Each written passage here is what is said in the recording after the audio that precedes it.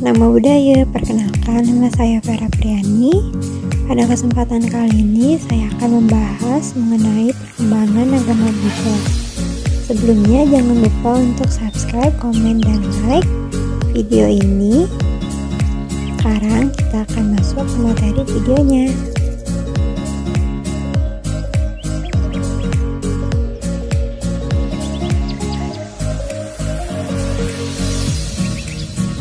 Latar belakang historis.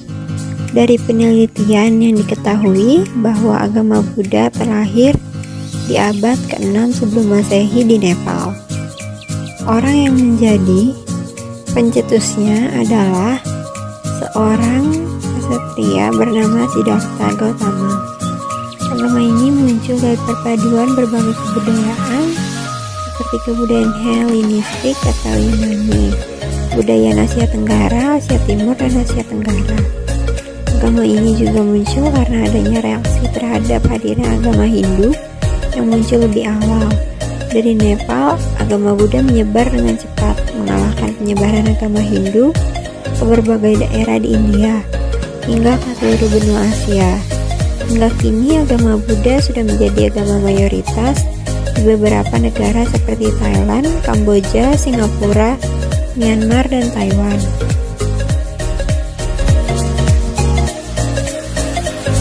Perkembangan agama Buddha di Sri Lanka. Perkembangan agama Buddha di Sri Lanka diawali dengan pemerintahan Raja Asoka di India pada abad ketiga sebelum Masehi. Masuknya agama Buddha ke Sri Lanka diawali dengan hubungan persahabatan antara Raja Asoka dengan Raja Dewanampiya Tissa. Secara resmi, masuknya agama Buddha ke Sri Lanka dimulai dengan datangnya sekelompok biku yang dipimpin oleh Biku Mahinda yang merupakan putra Raja Asoka. Ketika Ratu Anula yang sejumlah wanita menginginkan menerima upah sampada paja, karena pada waktu itu di Ceylon belum ada bikuni, sementara Winya melarang seorang biku menahbihkan seorang bikuni. Sanggamita atau adik perempuan Mahendra dikirim ke Ceylon oleh ayahnya Raja Asoka.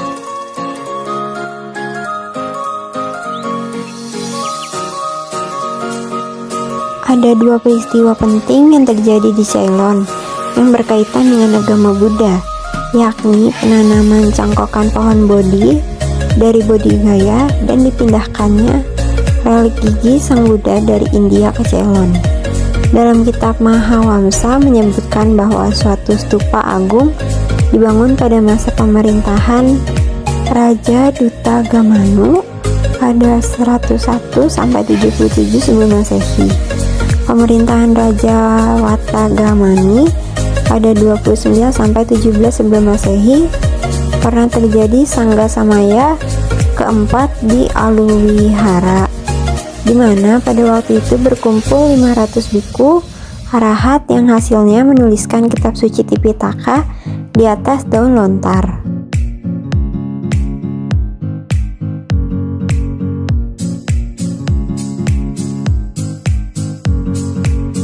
Pada waktu sekarang diketahui bahwa kitab-kitab agama Buddha di Ceylon berasal dari India. Ceylon bukan bersifat pasif sebagai penerima agama Buddha, melainkan juga aktif dengan menyumbang perkembangan agama Buddha melalui kitab-kitab atta-kata atau komentar. Kitab-kitab atta-kata yang ditulis dalam bahasa Sinhala itu mempunyai nilai sangat penting. Hal ini terlihat dari banyaknya biku dari dataran India ke Ceylon pada abad awal Masehi untuk mempelajarinya. Meskipun kitab-kitab komentar ditulis dalam bahasa Sinhala, namun bahasa Pali tetap merupakan bahasa agama Buddha di Ceylon. Pada abad kelima tersebut, di mana Buddha Ghosa dituliskan sebagai biku di Bodh Gaya oleh Mahatawisa Revata, tetap berperang teguh pada bahasa Pali.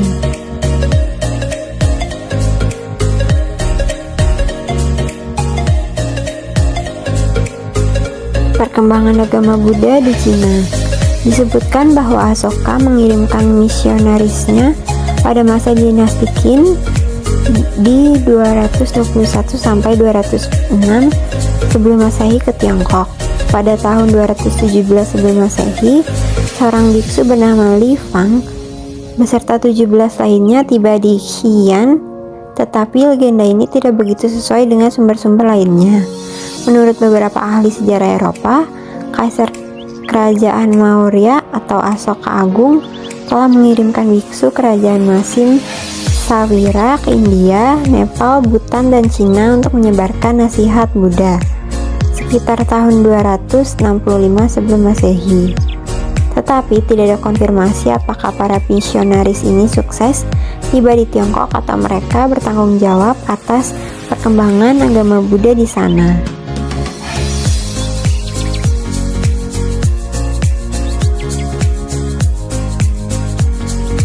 Hipotesis mengenai misionaris Buddhis pertama kali di Cina melalui jalur laut didukung oleh Liang Qichao dan Paul Pelliot memberikan argumen bahwa agama Buddha pertama kali dipraktikkan di kawasan Cina bagian selatan, di Sungai Yangtze dan Sungai Huai, di mana Pangeran Ying dan Chu atau saat ini adalah Jiangsu telah beragama paduan antara Kaisar Kuning, Lause, dan Buddha pada tahun 65 sebelum Masehi.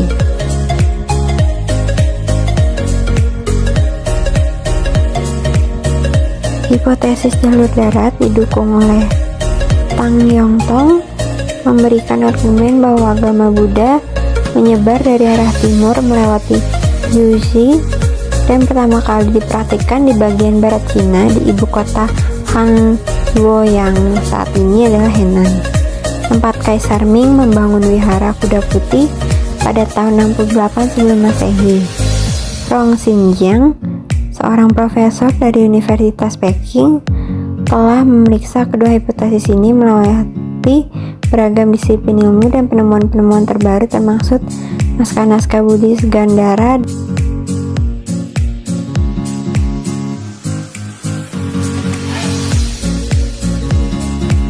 Penerjemahan kitab Buddhis pertama ke dalam bahasa Tionghoa terjadi pada tahun 148 sebelum Masehi, bersamaan dengan kedatangan Pangeran Parthia Anshikao yang menjadi biksu.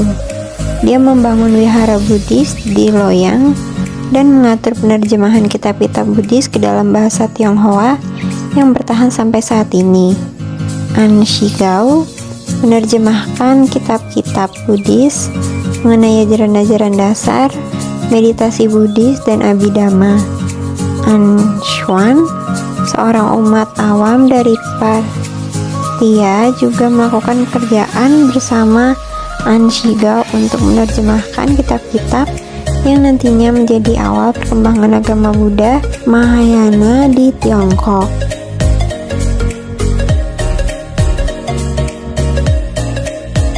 Perjalanan Xuanzang ke barat. Selama awal dinasti Tang antara 629 dan 645, seorang biksu bernama Xuanzang pergi mengembara menuju India dan mengunjungi lebih dari 100 kerajaan dalam perjalanannya tersebut. Dia menulis catatan perjalanan dan penemuan-penemuannya dengan detail, yang kemudian menjadi bagian penting dari studi tentang India selama periode tersebut. Ketika dia kembali, dia membawa serta sekitar 657 kitab Buddhis dalam bahasa Sanskerta. Xuanzang juga kembali ke Tiongkok dengan membawa relik patung dan seni Buddhis lainnya yang ditaruh pada 22 kuda.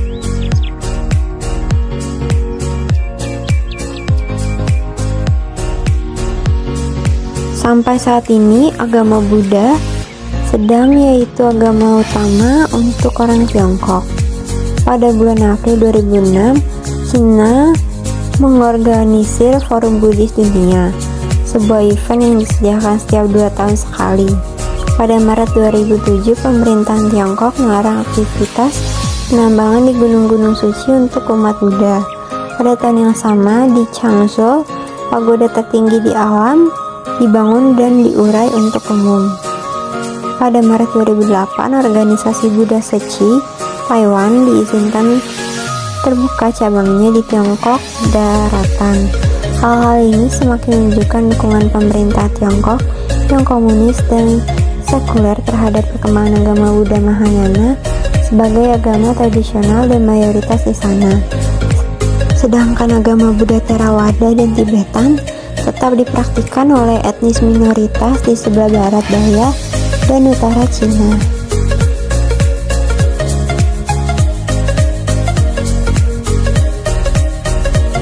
Perkembangan agama Buddha di Indonesia. Agama Buddha pertama kali masuk ke Nusantara Indonesia sekitar pada abad ke-5 Masehi. Jika dilihat dari peninggalan prasasti-prasasti yang ada, diduga pertama kali dibawa oleh pengelana dari Cina bernama Fa Shen. Kerajaan Buddha pertama kali yang berkembang di Nusantara adalah Kerajaan Sriwijaya yang berdiri pada abad ke-7 sampai ke tahun 1377. Kerajaan Sriwijaya pernah menjadi salah satu pusat pengembangan agama Buddha di Asia Tenggara. Hal ini terlihat pada catatan seorang sarjana dari Cina bernama Yi Xing yang melakukan perjalanan ke India dan Nusantara serta mencatat perkembangan agama Buddha di sana. Biarawan Buddha lainnya yang mengunjungi Indonesia adalah Atisa Dharmapala, seorang profesor dari Nalanda, dan Wajra Bodhi, seorang penganut agama Buddha yang berasal dari India Selatan.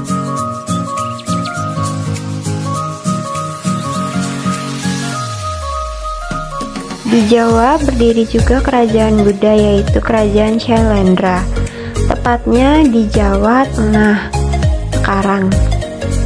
Meskipun tidak sebesar Kerajaan Sriwijaya, kerajaan ini berdiri pada tahun 775 sampai 850 dan meninggalkan peninggalan berupa beberapa candi-candi Buddha yang masih berdiri hingga sekarang, antara lain Candi Borobudur, Candi Mendut, dan Candi Pawon. Setelah itu, pada tahun 1292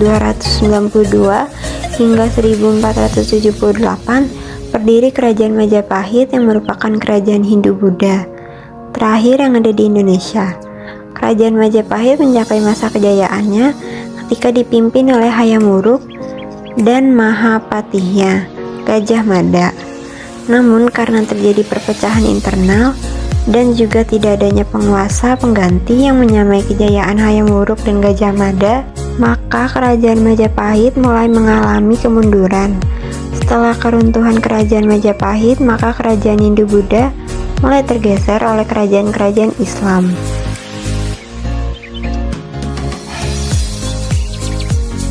Masa pra dan pasca kemerdekaan Indonesia. Setelah kemerdekaan Indonesia, muncul orang-orang yang peduli dan melestarikan agama Buddha di Indonesia. Dimulai dengan seorang biku dari Ceylon bernama Narada Mahathera. Pada tahun 1934, ia mengunjungi Hindia Belanda sebagai biku Theravada pertama yang datang untuk menyebarkan agama Buddha. Setelah lebih dari 450 tahun jatuhnya kerajaan Hindu-Buddha terakhir di Kepulauan Nusantara, kedatangannya mulai menumbuhkan kembali minat untuk mempelajari Buddhisme di Hindia Belanda. Animo ini kemudian diperkuat oleh seorang biku dari Indonesia yang ditahbiskan di Burma yang bernama Biku Ansin Jinarakita, dan dimulailah kembali perkembangan agama Buddha di Indonesia, di mana perlahan-lahan agama Buddha mulai dikenal kembali.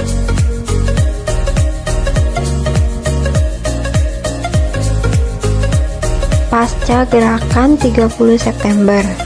Setelah terjadinya usaha kudeta gerakan 30 September yang gagal pada tahun 1965, setiap adanya petunjuk penyimpangan dari ajaran monoteistik Pancasila dianggap sebagai pengkhianatan. Untuk mempertahankan agama Buddha di Indonesia, pendiri Perbudi Biku Ansin Jinarakita mengusulkan adanya penyesuaian dalam dogma Buddhisme di Indonesia. mengenai ketuhanan dalam agama Buddha. Maka digagaslah ketuhanan dalam agama Buddha di Indonesia dengan sebutan Sang Hyang Adi Buddha. Pada tahun-tahun yang mengikuti setelah percobaan kudeta 1965, ketika semua warga negara Indonesia diharuskan untuk mendaftar dengan denominasi agama tertentu atau dicurigai sebagai simpatisan komunis, jumlah umat yang terdaftar sebagai pengikut Buddhisme naik tajam.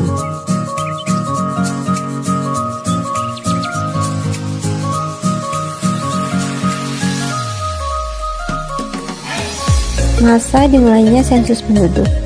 Sensus penduduk yang dimulai pada tahun 1961 menunjukkan pertumbuhan penduduk Indonesia berdasarkan data kuantitatif.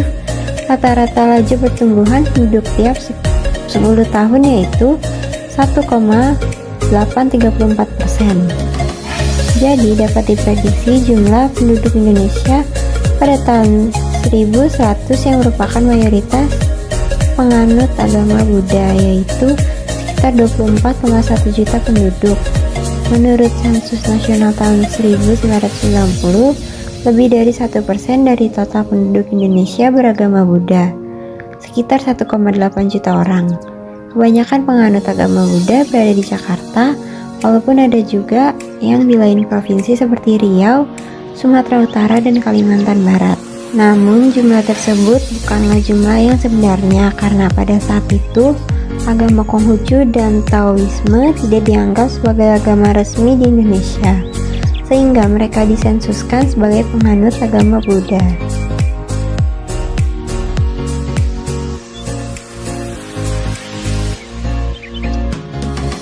Pada tahun 2008, jumlah penganut agama Buddha sekitar 1,3 juta penduduk dari 217.346.140 penduduk Indonesia, atau sekitar 0,6.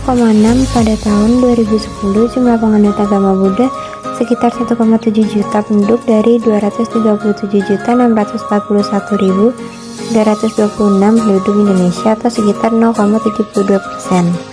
Pada sensus terakhir tahun 2018 tercatat dari Badan Pusat Statistik bahwa ada 2 juta umat Buddha dari total 266.534.836 penduduk Indonesia. Berdasarkan data tersebut, bisa ditarik kesimpulan bahwa jumlah penduduk Indonesia yang menganut agama Buddha bertolak belakang dengan pertumbuhan jumlah penduduk Indonesia. Agama Buddha di Indonesia paling banyak dianut oleh masyarakat Tionghoa dan beberapa kelompok asli Indonesia. Dengan presentasi jumlah 1%, Buddhisme saja sampai 2,3%, termasuk Taoisme dan Konfusianisme penduduk Indonesia yang termasuk umat Buddha.